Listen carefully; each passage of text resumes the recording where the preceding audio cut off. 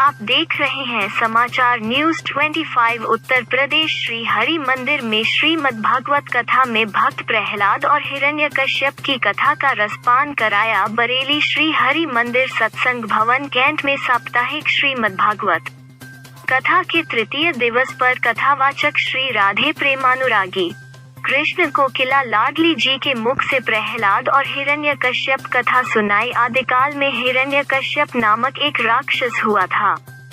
दैत्यराज खुद को ईश्वर से भी बड़ा समझता था। वो चाहता था कि लोग केवल उसकी पूजा करें, लेकिन उसका खुद का पुत्र प्रहलाद परम विष्णु भक्त था।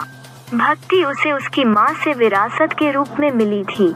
हिरण्यकश्यप के लिए यह बड़ी चिंता की बात थी कि उसका स्वयं का पुत्र विष्णु भक्त कैसे हो गया और वो कैसे उसे भक्ति मार्ग से हटाए। हिरण्यकश्यप ने अपने पुत्र को भक्ति छोड़ने को कहा, परंतु अथक प्रयासों के बाद भी वो सफल नहीं हो सका। कई बार समझाने के बाद भी जब प्रहलाद नहीं माना तो हिरण्यकश्यप ने अपने ही बेटे को जान से मारने का विचार किया।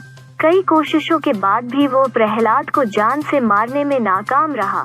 बार बार की कोशिशों से नाकाम होकर हिरण्यकश्यप आग बबूला हो गया। इसके बाद उसने अपनी बहन होलिका से मदद ली, जिसे भगवान शंकर से ऐसा वरदान मिला था जिसके अनुसार अग्नि उसे जला नहीं सकती थी।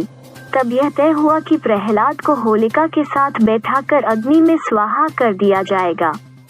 होलिका अपने इस वरदान के साथ प्रहलाद को गोद में लेकर बैठ गई, लेकिन विष्णु जी के चमत्कार से होलिका जल गई और प्रहलाद की जान बच गई।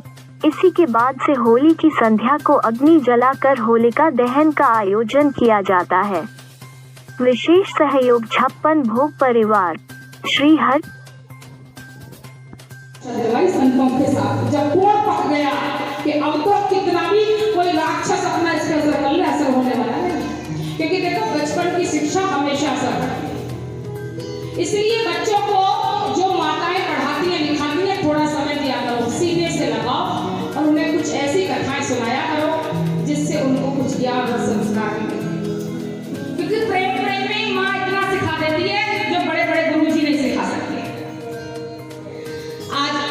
भगत बन गया और लाके राजा को सौंप दिए दोनों। राजा बड़े खुश हुए, गुरुकुल में डाल दिए और कह दिया इन्हें ऐसी शिक्षा दो, इन्हें कल को राक्षसों का राजा बनना है और संसार में मैं ही भगवान हूँ, कल को ये सबका भगवान होगा। गुरुजी भतेरी चेष्टा करें, लेकिन भगत के दिल पे क्या असर पड़ने वाला। बार बार कहें, बार बार बेटा पढ़ ले, लेकिन बेटे के मन में तो वही बात है। सो बंधुओं, आज राजा सोचा आज देख के तो आऊं मेरा बेटा क्या